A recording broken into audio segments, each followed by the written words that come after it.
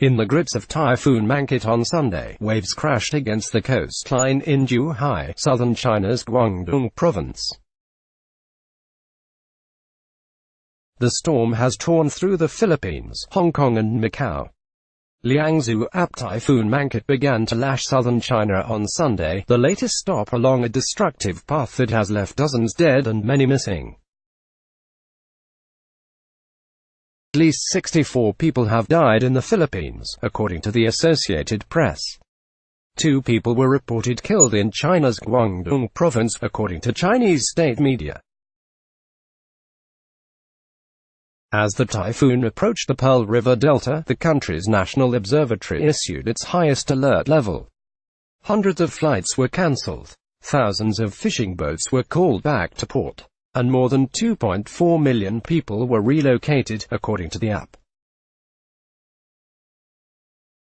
In Hong Kong, videos posted to social media showed buildings swaying, roofs torn off, scaffolding collapsing and windows blown out by fierce winds.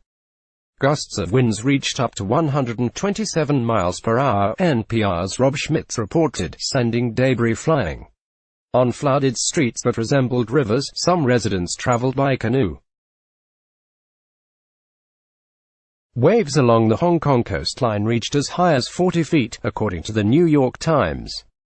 Authorities were preparing to protect 2 nuclear plants, Taishan and Yangjiang, along the coastline. All emergency duty personnel of Taishan Nuclear Power have been on the job, all preparations have been implemented, and the Taishan Nuclear Power Base is ready, managers said in a statement, according to the Times. After the typhoon hit Macau, 15 people were reported injured and 20,000 households lost power, according to the South China Morning Post. Electricity supply company Electricidad de Macau said it suspended power to low-lying areas and will return it when the water level recedes. Ya Only, a resident in downtown Zhuhai, some 15 minutes outside Macau, told NPR the government was nervous about the typhoon but had learned its lesson from a typhoon last year. The Zhuhai city government spent the financial subsidy that they received from the central government last year on rebuilding the city, paving new roads and reinforcing sidewalks, he said. The government announced the closure of its bustling casinos, heritage sites and museums.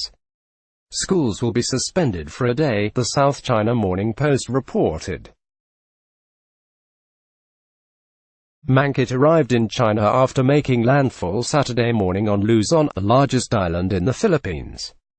With sustained winds of more than 120 miles per hour, it was stronger than Hurricane Florence when it made landfall with the Carolinas. Dozens of people have died and more are feared to be trapped by landslides, especially in the Cordillera mountain region. Philippines President Rodrigo Duterte traveled to Cagayan province Sunday to assess the damage and recovery efforts. "I share the grief of those who lost loved ones," he said, calling it an act of God, according to the Philippine news agency. He also said he was very satisfied with the government's overall response. The National Food Authority planned to release nearly 5,000 bags of rice to relief agencies and local government units, the Philippine Information Agency stated. The Philippine Red Cross shared video and images of rescue efforts, including a nighttime search for families in neck-deep floods, the ceiling of a district hospital, leaving the emergency room, laboratory, outpatient department, terrace and lobby unusable, it said. The military planned to send 2 C-130 airplanes and 10 helicopters for relief and rescue operations, according to CNN. By 8 p.m. local time in China, the Hong Kong Observatory said winds had weakened. It downgraded its warning level for the typhoon.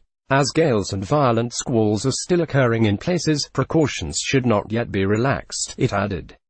Mangkhut is expected to move west over northern Vietnam.